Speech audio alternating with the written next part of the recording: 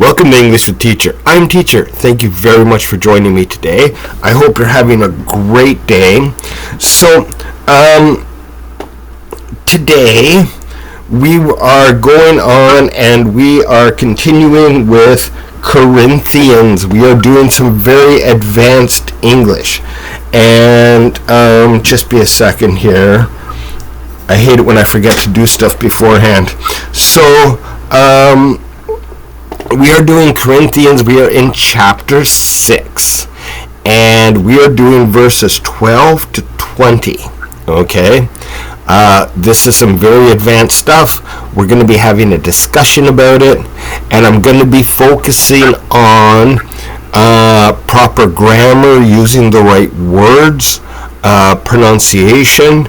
And this is, if you can do this, you can do anything. So this is some advanced stuff. My student here, my co-host, is doing excellent. He has progressed very well.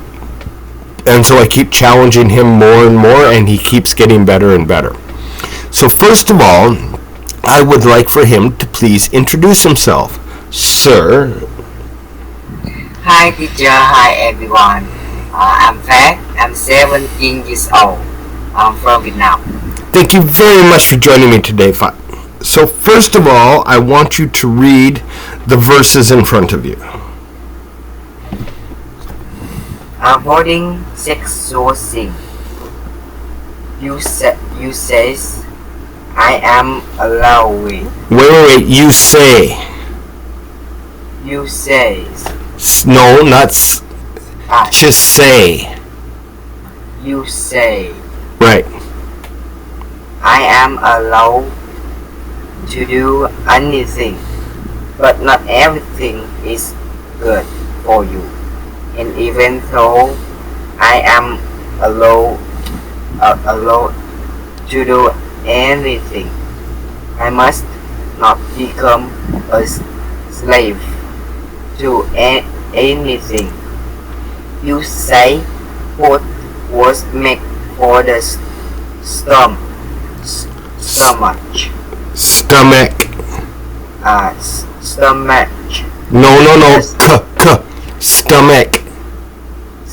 Stomach. Right. And the stomach for food. This is true.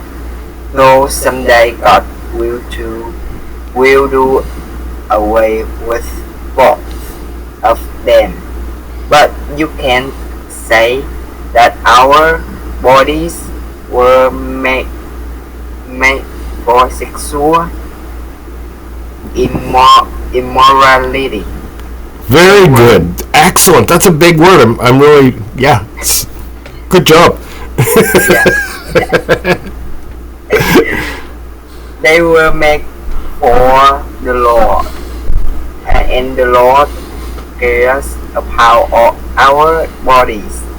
And God will praise us from the dead. Dead.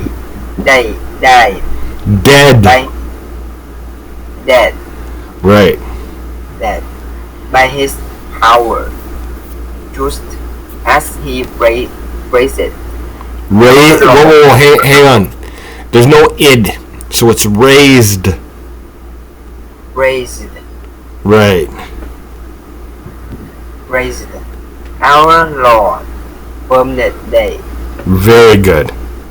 Don't you realize that your bodies are actually parts of Christ? Should a man take his body, which is part of Christ, and turn it to a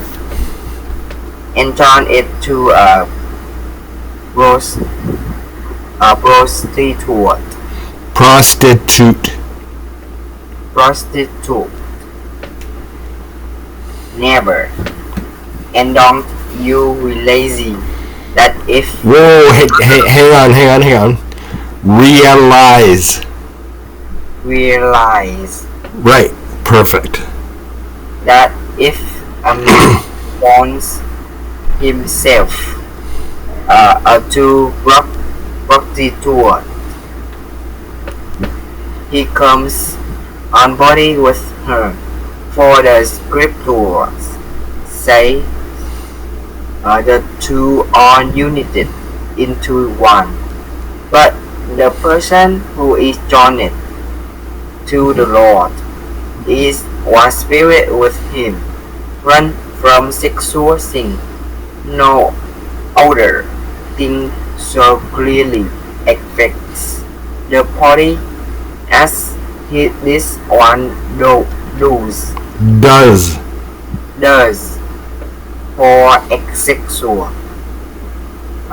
immorality is a sin against your own body. Don't you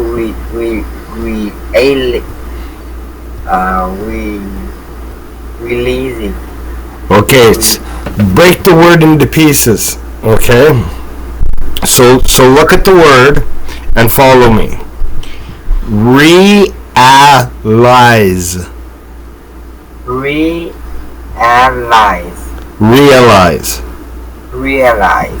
Right. So if you break the word into pieces, it gets easy, right? When you look at a big word, sometimes it's like, but if you break it into pieces, you can pronounce it easier. Yes. Okay. Realize that your body is the temple of the Holy Spirit who lives in you and was given to you by God. You do not belong to yourself, for God owed you with a high price. So you must honor God with your body. Very good, sir. Very good. Awesome. Okay, one thing I want you to look at the very beginning, right? Allowed. I am allowed to do anything. Say it. I am allowed to do anything. Perfect. You were having a bit of trouble with that before. Good. Okay, so let's look at this. So what is chapter 12 saying, or verse 12 saying? Sorry. Paul say, Paul allowed to do anything, but not everything is good for him.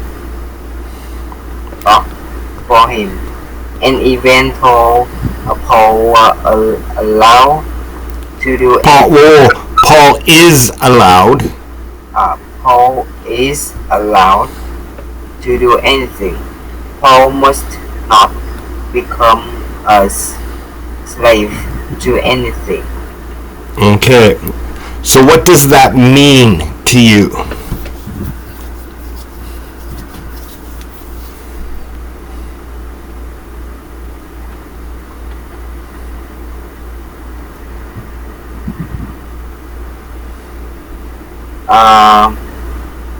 Paul allowed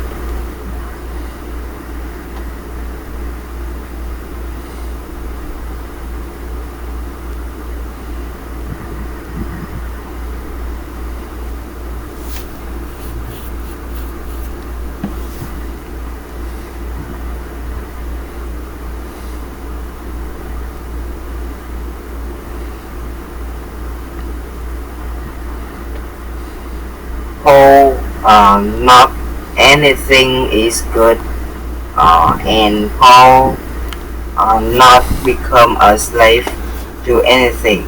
Right, not everything is good. Okay, so we were just talking about this before. Okay, drinking Pepsi. Okay, you're allowed to drink Pepsi. but it's not good for you. Yes. Right? You cannot become a slave to drinking Pepsi. Okay? So you cannot become addicted to drinking Pepsi. So if you're like, I need Pepsi, I need some, right? That's very bad. You shouldn't be a slave to anything. Okay? So when they're talking about a slave, they're talking about being addicted to things, right? I stick with water. But anyways, so when they're talking about being a slave, they're talking about being addicted to it. Well, instead of, I'd like to have this, I need to have it. So instead of you being in control, the thing that you need is in control. There's people who have this problem with smoking cigarettes. There's people who have this problem with drinking alcohol. There's people who have this problem with narcotics, drugs, things like that. Okay? So you can, there's things, you can have a drink of wine, you can have a drink of beer. But if you need a drink of wine or a drink of beer, then there's a problem. You can't be a slave to it. Right? There's a difference between enjoying a drink of wine and being an alcoholic. You understand? Yes. Okay, so that's what he's saying there is, there's things that you can do, but you can't be a slave to it. Okay, so let's look at number 13.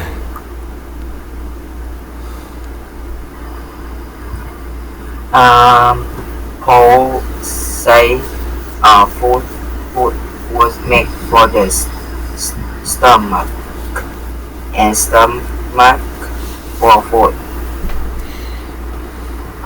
This is true. So someday God will to and we will not them.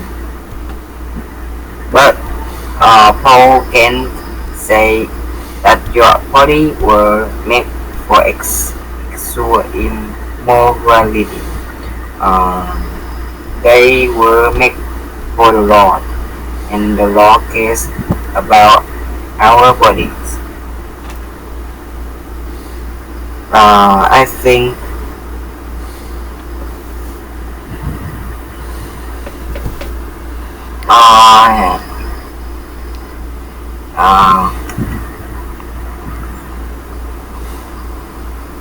health food and not food, no problem.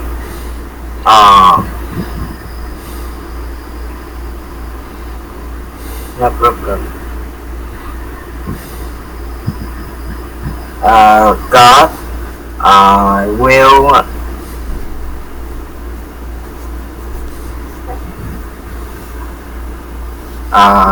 God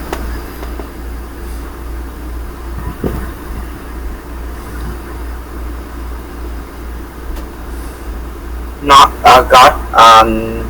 not careful. God cares about our bodies. Okay, God does not care about food. Yes. Right? So say it. God does not care about food. Say. God not does not care about food. Care about food. He cares about our bodies. And care about body. Right. Right. What it's also saying is it talks about sexual immorality. Okay. Not good. Right. But it's interesting because it talks about prostitutes, which are bad. But basically, any sex outside of marriage is bad. Is sexual immorality. Yes. Right? And it's a sin that lots of people fall into especially younger people. They have, you know what I mean? It's very easy to be tempted to do this. But if you don't do it, or you try, you work on not doing it as hard as you can, it's better. And sometimes people will slip into sin, but then you can't stay in sin. So if you do make a mistake and commit this sin, you have to step away from it and stop doing it. Okay? But what they're talking about, like I said, is any sex outside of marriage. Whether that's sex before you're married, or whether that's sex with someone other than the person you're married to. Both of them are a sexual sin. Okay? Okay.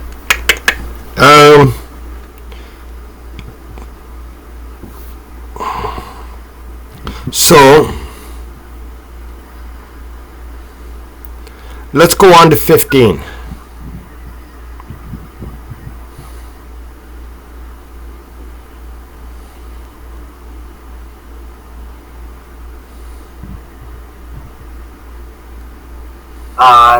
The body is actually lust for Christ. And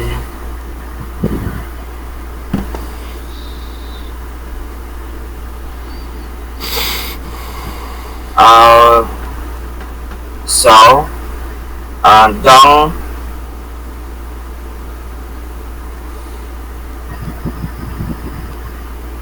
don't sin for body. Right. Or don't sin sexually. Don't sin sexual body.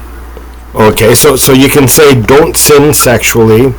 Don't sin sexually against your body. Okay, but you have to say your own body. Own. Your own.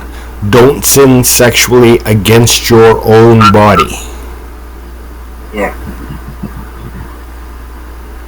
Say it. Again. Don't sin sexually. Don't sin sexually against your own body. And again. Against your own body. Your own body. Right.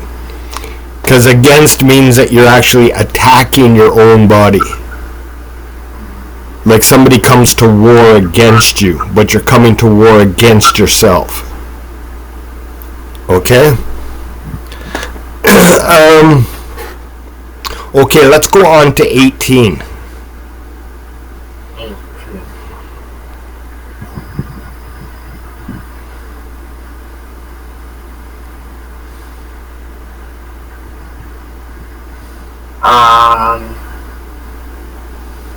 Run from sexual sin. And no other thing so clearly affects the body.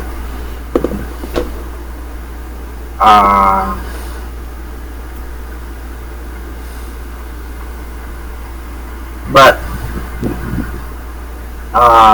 sexual immorality is a sin against your them our body. Right. So let me tell you a little something, okay? In the West, having sex before marriage is very common. Almost everyone does it. Okay? There's no shame in it. There's no you shouldn't do it. Society almost encourages it. Okay, well, actually it does. Right? Churches try to stand against it. The divorce rate in the West is between 40 and 50%. In Vietnam, fewer people have sex before marriage. And society shames it. They tell you it's a bad thing to have sex before marriage in Vietnam. Okay? Vietnam has the lowest divorce rate in the world. Did you know that?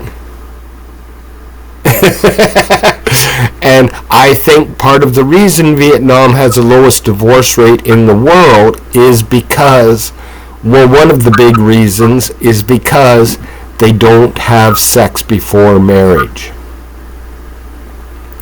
And I think it adds to the significance of sex and the significance of your partner. And it bonds those two people together, right? And so I think the more sex you have before your marriage, the weaker that connection is with the person that you marry.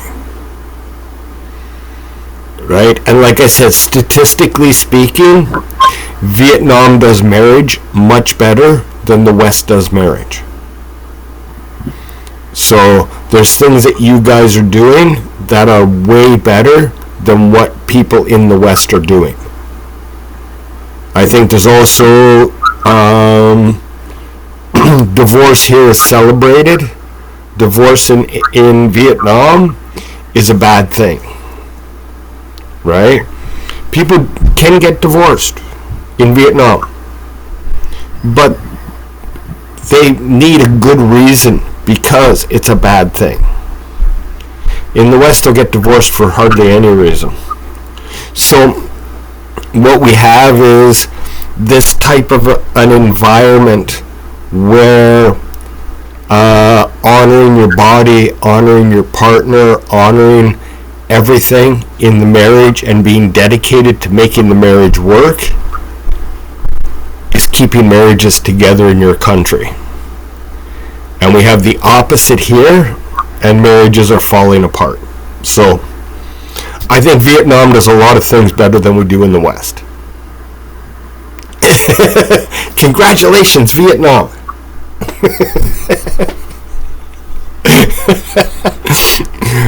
But this is important, and especially for someone like in your age, it's important to realize this, right?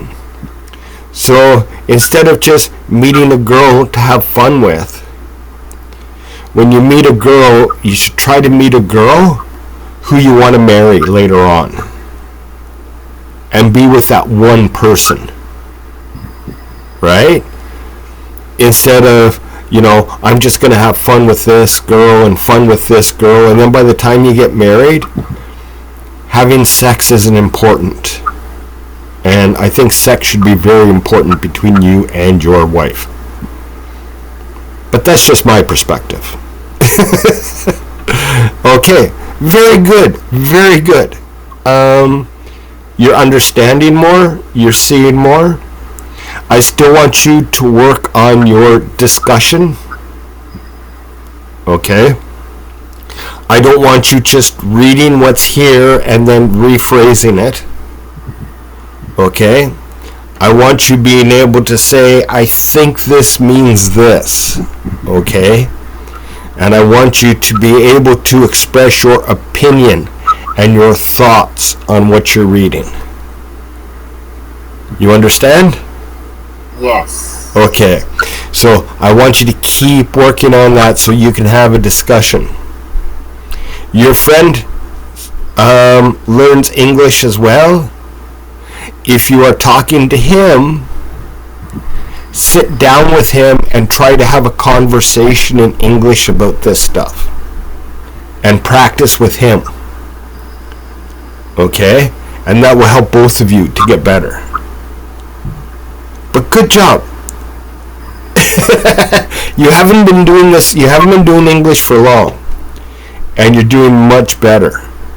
And you're doing much better at pronouncing the words and rephrasing it. And I can tell that you're stretching, putting more of your own thoughts when you're rewording it. So you're stepping away from what's written into expressing yourself more. And that's what I'm looking for, is for you to express yourself more. Okay? And it's going to take a while, and it's a gradual thing, but eventually this is what we're working towards. Because that will enable you to have a conversation in English. And that's the ultimate goal. Okay? Okay. Perfect. Okay, I will send you the next lesson. Thank you very much for joining me today. Thank you everyone at home for joining me today. I hope you learned something from this and enjoyed it. It's interesting to get a different perspective on things, okay? So a lot of people watching this probably aren't Christians, but they can see the Christian perspective. And it's interesting because the Christian perspective actually is very similar to the Vietnamese cultural perspective. So I find that, like I said, very interesting. So thank you very much for joining me today. I will see you all in the next lesson. Have a great day.